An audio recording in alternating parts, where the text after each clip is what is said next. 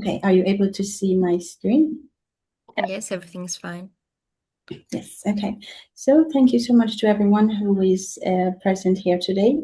Today we will be having a webinar on studying with invisible challenges. And again, my name is Grace and I am a bachelor student studying biomedicine at the University of Bavda. And with me is my friend Ariadne. Ariadne, do you want to briefly introduce yourself? Happy to. Hi, everyone. My name is Ariadne. I am from Crete, Greece. I'm a member of the student board as well, and I'm currently doing my master's in biomedical engineering. And yeah, like this whole webinar was a really nice opportunity to really delve into and take a look inside students' mind and their well-being. So let's get things started. Yes. So you might be wondering, why did we choose this topic for Inclusion Month and what do we mean by invisible challenges? And first of all, when we speak about invisible challenges, we mean experiences that are not immediately visible to others. And this can include stress, loneliness, grief, anxiety, burnout due to heavy workload, chronic pain, or just periods of personal difficulty. And these experiences are experiences that we all go through, but they are often part of student life and they are not always openly discussed. And so, as part of INGENIUM Inclusion Month, we wanted to better understand how supported students feel within their study environments, especially during these challenging periods. And rather than making assumptions, we chose to ask the students directly. And we are very excited because we received 97 responses from bachelor students, master students, and PhD students across the entire INGENIUM Alliance. And it's important to note that the survey was fully anonymous and voluntary. And there was no identified information at all. But the end goal of this survey is not to evaluate or to rank universities, but rather it is to support discussion that can help us to better understand patterns in student experience and to reflect on how learning environments can continue to evolve. So we will move on to the exciting part, which is the results from the survey. So one of the questions that we asked students was whether they feel the need to hide or downplay a health struggle in order to appear professional or dedicated. And this question is rather very important because it's about understanding the culture on the campus. And if a significant number of students feel that they must conceal difficulties or that they must appear professional, that suggests that there may be an unspoken expectation about performance and resilience.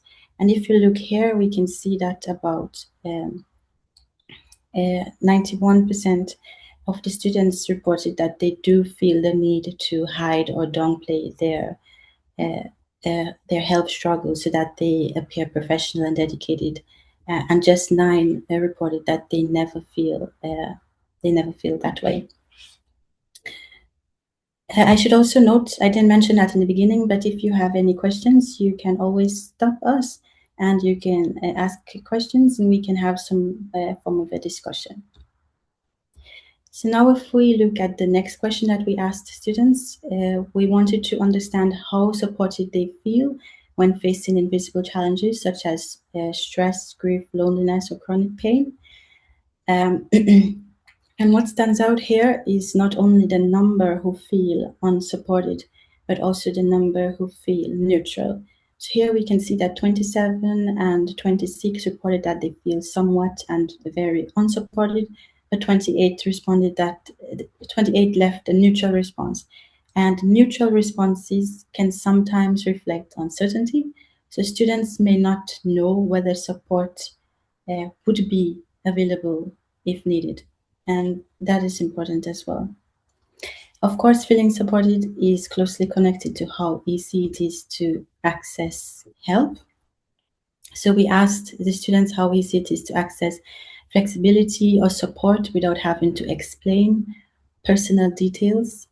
And for many students, needing to disclose sensitive information can be a barrier in itself. And so this question helps us understand whether support structures are accessible and not only available in theory.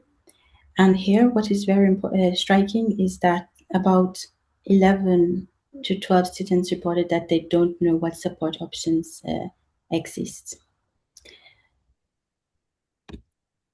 And we asked another question beyond structural access. We wanted to understand what students feel would make the biggest difference. So there was a variety of options they could choose from. And what's important here is that support is often cultural rather than procedural. So things like the normalization of failure or open conversations or having human fish check-ins are very important for students. These don't require major funding, but they do require awareness, and they make a big difference in how supported students feel. And finally, we also looked at structural factors within teaching and workload culture. So we asked students which aspects of university life make studying harder during challenging periods. So we looked at workload, communication, and isolation, for example. And these three, they often appeared as recurrent themes.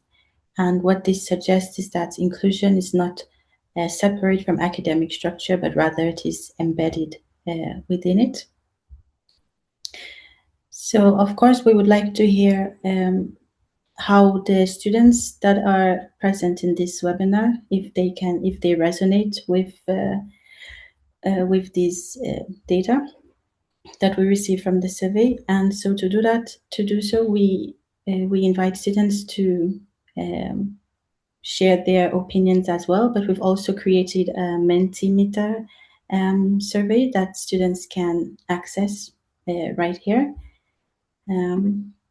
So I will stop sharing. Let's see.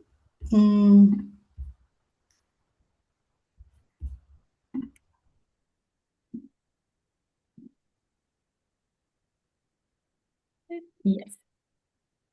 So if you're a student and you can access this Mentimeter quiz here, and you can also share your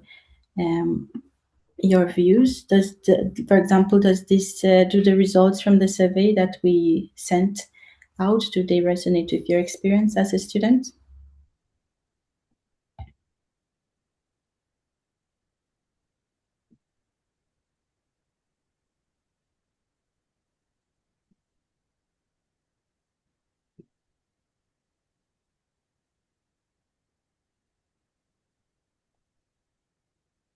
Grace, maybe to remind what was the result of feeling unseen, I can say that like the data from the survey revealed that almost half of the percentage said that they need to hide their struggle even on a daily basis or a weekly basis, and some on a monthly. So I would say like this was the most like popular result. Yeah, I think that is really important. But this also addresses a culture that exists on campus where students feel that they have to always appear professional, or they have to appear dedicated to seem as students, and that can, of course, create even more challenges for students in their studies. Mm-hmm. To the teachers that are present today, is there any data that struck you the most?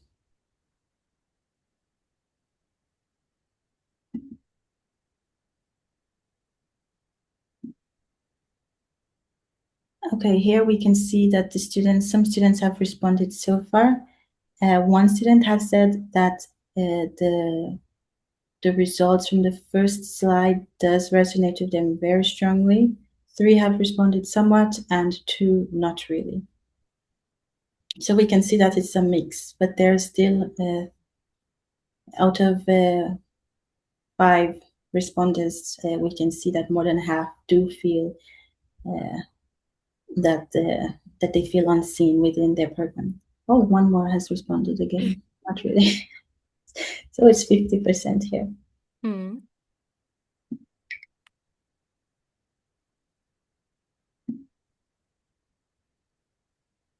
Yes. We can go on to the next slide. So if you're students, you can also answer this question. What signals support most clearly in your program? I can say again that the most responses said that they feel unsupported, either very unsupported or somewhat. And only, I think, like 15-20 said that they feel supported. So if this resonates with you, it would be really interesting to see. Okay.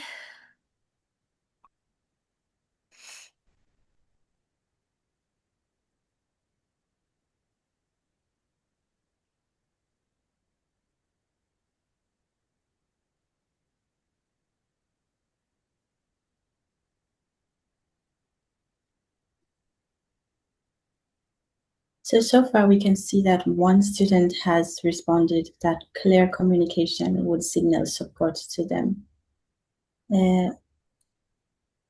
Is there anyone who is willing to explain here what is clear communication to them? Either by raising your hand or in the chat, whatever feels comfortable to you.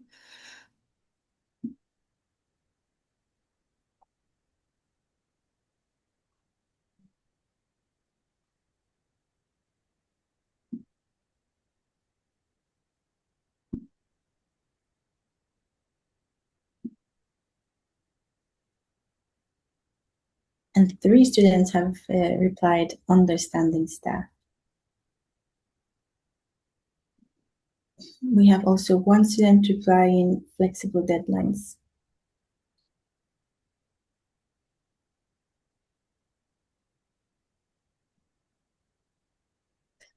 Okay, Grace, I think, yeah, I think it's go. quite similar to the responses that we received from the Yeah, survey, right? I wanted to say this as well. Like I would say flexible deadlines is a really, let's say, hot answer.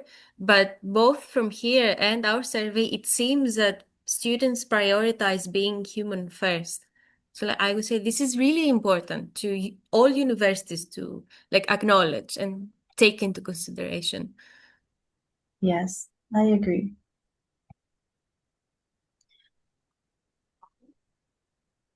Okay, we will go to the next question. Oh, very interesting that you obtained the same results in Rouen. Amazing. Okay. Yes, we obtained 200 response from the student in the survey, and they wanted to be more understand more in student, and the staff must be aware. Yeah, I think that is something that is very important among students. Despite or besides the studies, I think students will also like to be understood from a human perspective. Everyone goes through invisible challenges. There are some struggles that can come in the way regarding assignments, for example, and it's important when teachers and programs can be flexible and offer flexibility to students.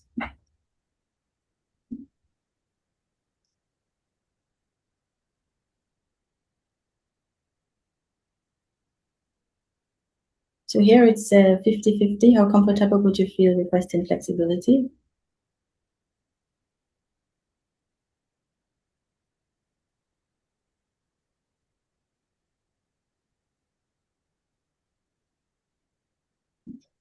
And if we go to the next slide, what helps most? What would make you feel most supported in your program during challenging times?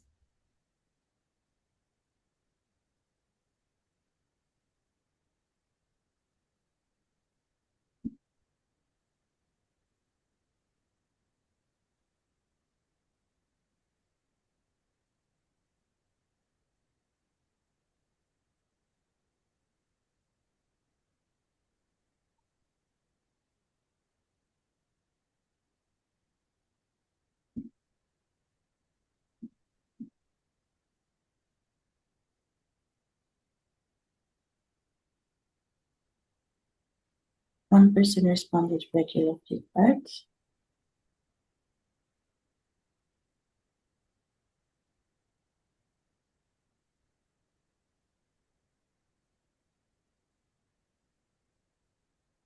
Reassurance is interesting, like reassurance from professors, from maybe colleagues, maybe, I don't know. This one is a bit, I would like some information on this, to be honest. Me too. If Uh, there's any student who is bold enough. Hi. Yes, Tala. Hi. Hi, I am Tala. For the reassurance word, I said it because, like, academic wise, when they give us like a lot of materials, extra materials, or like feedback, tutorials, this is for me reassuring that I am in the good track, or give me more practice time and all that stuff. Okay. So like an extra validation step that you're doing good and you're on the right track. Okay.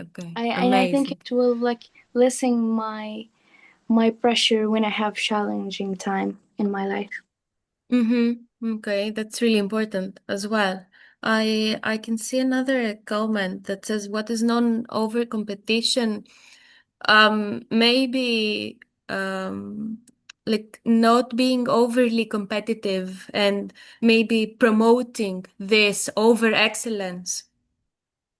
I mean, maybe that's what I'm getting, at least if someone wants to come up and say anything.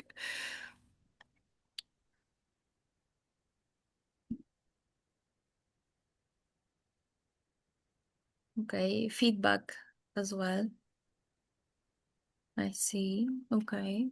So I would say this is again on the right track. Maybe not encouraging extra competition. Maybe. Okay. And if we look at the final question, what small change in teaching culture would help most? So again, this is an open-ended question.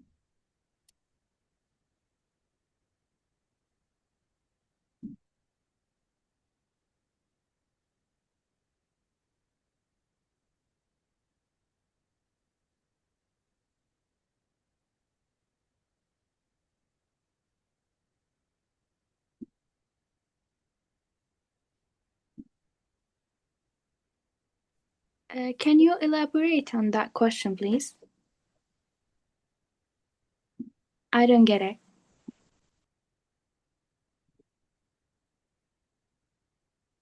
Yes, so basically, what is one thing that you would like to see implemented in your program that would actually make your life as a student much easier? Maybe in the syllabus, maybe with regards to the deadlines for submitting assignments, maybe with regards to how easy it is for you to be able to reach out to a professor. This is what we mean when we talk about teaching culture. Okay, thank you. You're welcome.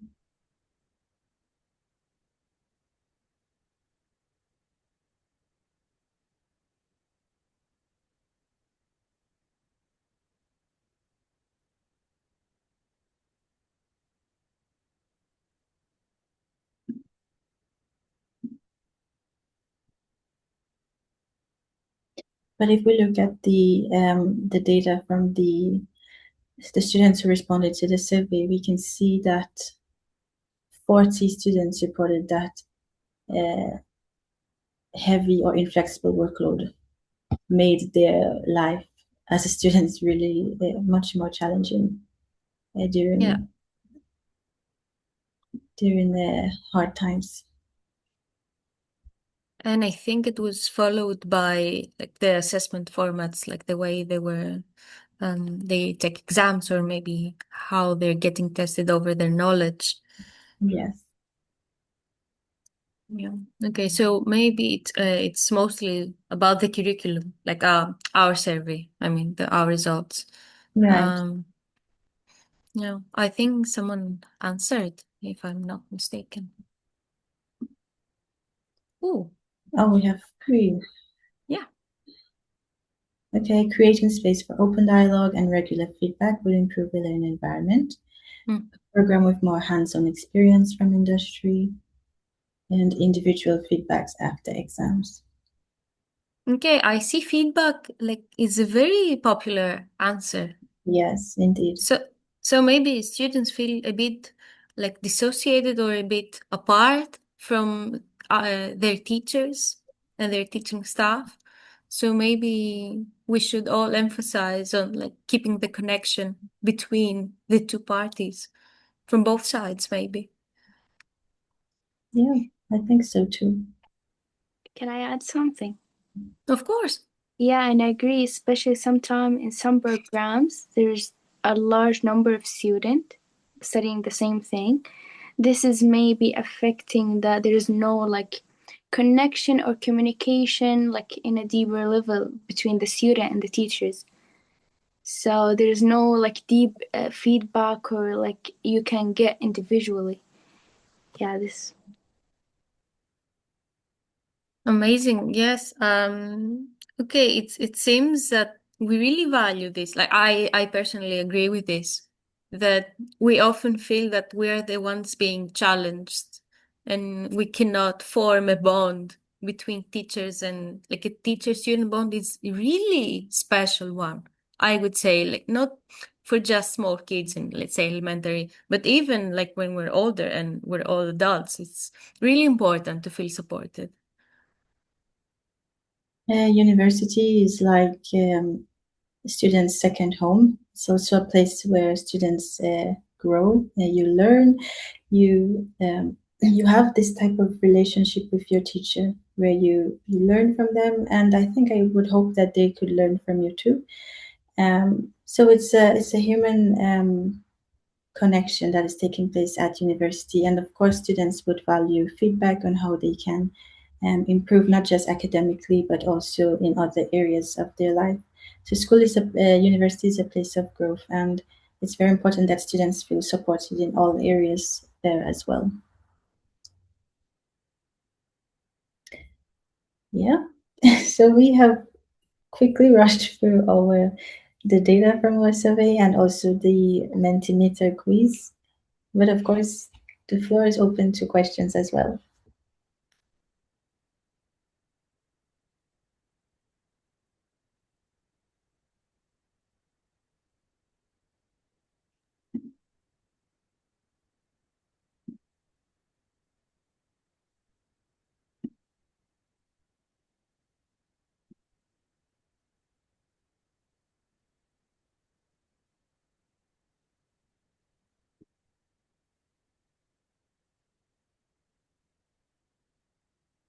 Okay, so if there are no more questions, I have one actually. oh yeah. So sorry, I didn't see you. I'm so sorry, Delphine. No problem. Thank you for this really thought-provoking presentation. I think there's a lot to be learned from your survey and the figures and all those learnings. But why? I have just one question. Why does this topic feel important enough for you to bring it to our INGENIUM Inclusion Month? Why this topic in particular? Yep, this is a very important topic, we think, and we felt it was right to include it in this INGENIUM Inclusion Month. Yes, we thought it was important to include in INGENIUM Inclusion Month because when we look at inclusion, it is often discussed in structural terms. So, for example, if we look at mobility, access, and representation, this is where you usually discuss inclusion, but we don't always talk about inclusion when we look at everyday human experiences of studying.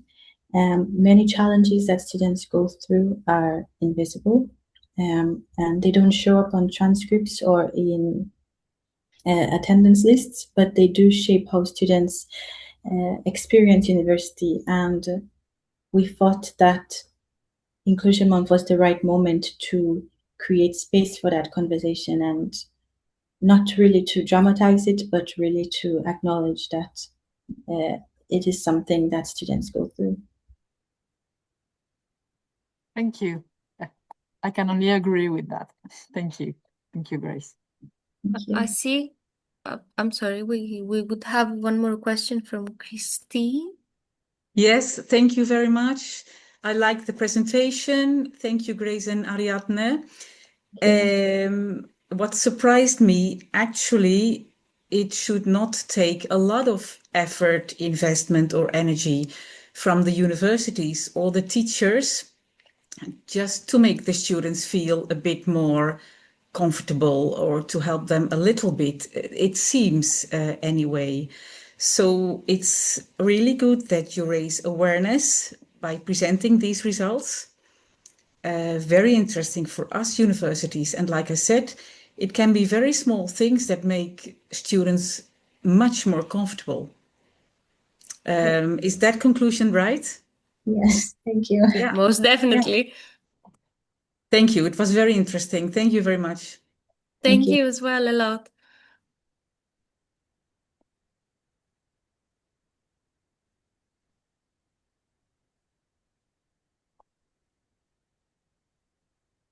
Grace, Yes. one question maybe. I don't know to show that I'm here. So thank you very much for your presentation. It was very interesting.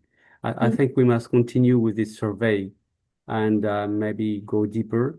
And did you observe some differences regarding the grades of the student between license, PhD, master's degree? So the thing is, when we conducted this survey, we did not want to, it was anonymous in many ways. So I'm not sure, Ariane, you can correct me here, but I'm not sure if we're able to really determine how many bachelor students, master students, and PhD students responded. Were we? No, we can't. But I can say that only 5 PhD students responded to the survey. So it's mostly undergraduates and postgraduates, with most of them being on the bachelor level. Okay. Okay. Because their strategies could be different and the needs also. But globally, how will these results actually influence INGENIUM moving forward? Look, Grace, do you want to? Concretely, with these results? I think personally that it was really emphasized both from our survey and the dialogue from here that it's really important to establish a bond between teaching staff and students. So maybe there could be either beeps or webinars, every type of these formats to maybe inform more teaching staff that, you know, this is really important to students.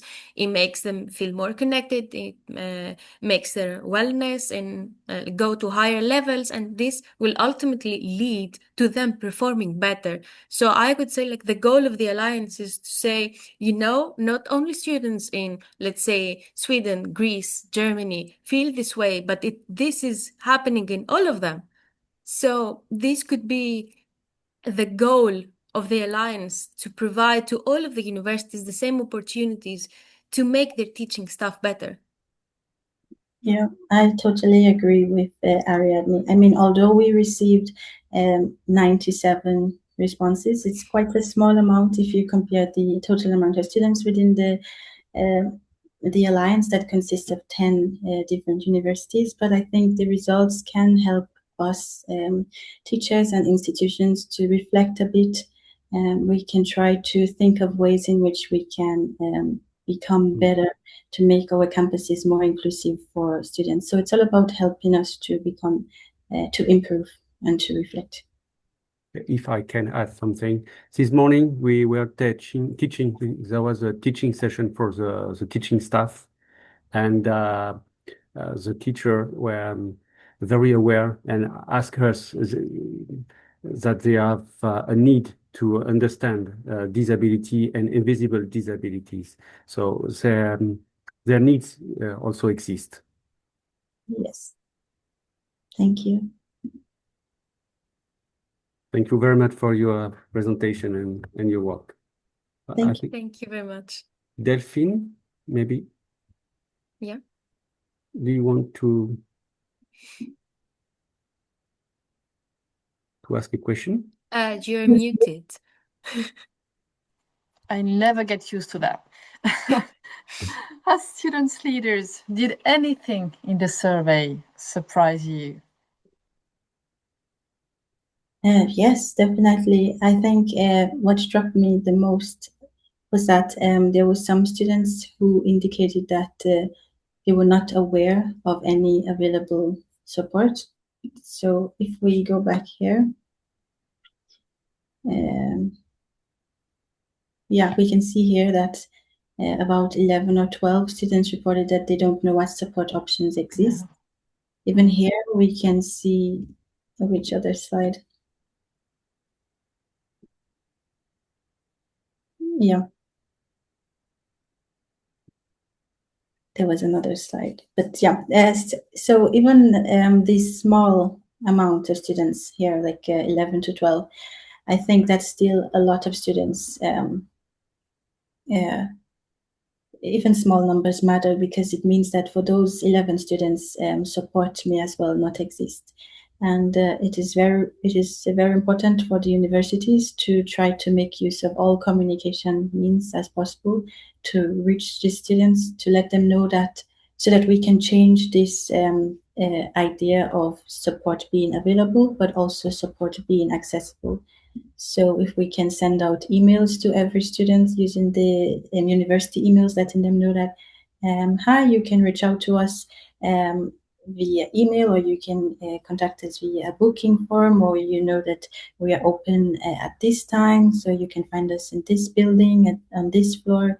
We need to be able to make use of every communication means as possible to let students know that if ever they are in a hard time, access is available and accessible as well. Yeah, I really agree with that. My personal favorite, I mean, it struck me the most.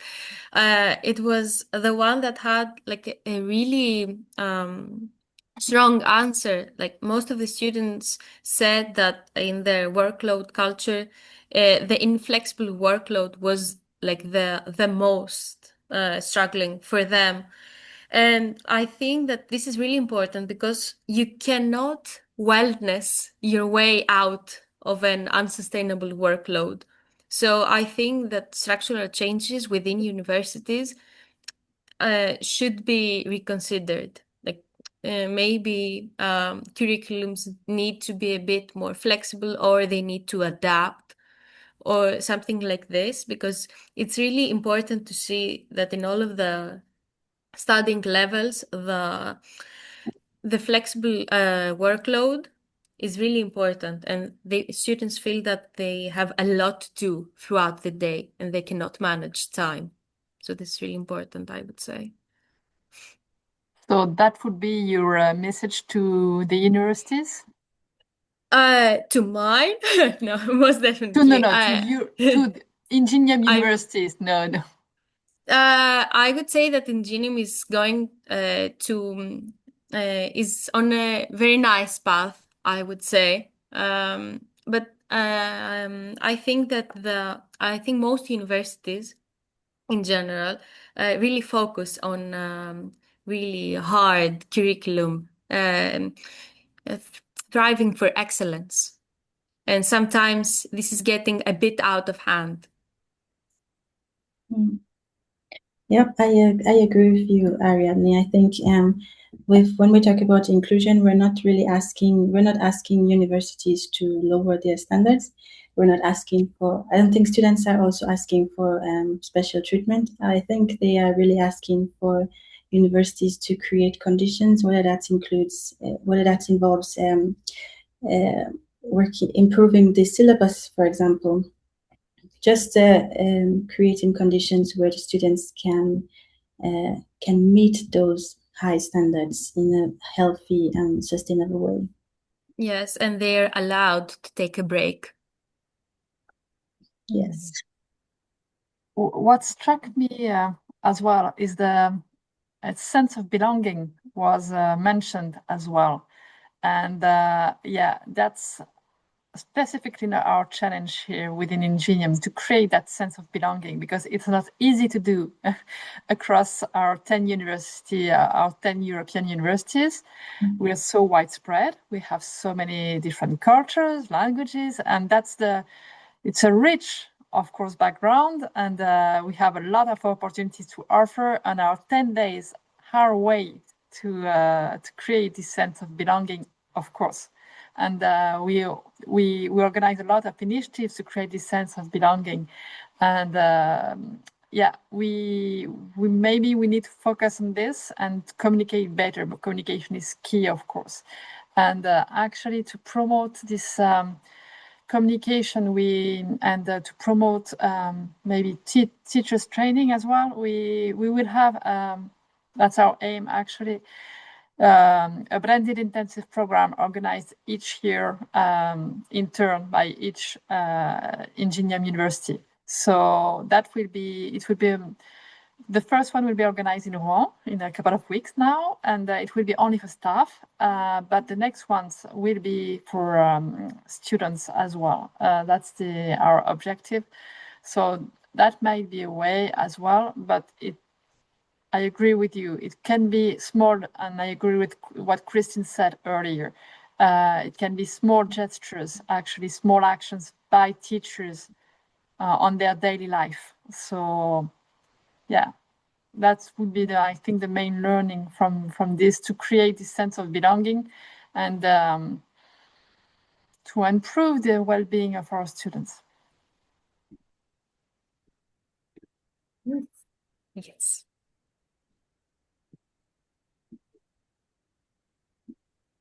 Okay, if there are no more questions, we would really like to thank you for engaging with us and for listening and for wanting to change and to go to a hopefully better path for both staff and students. And yet again, thank you really, really much.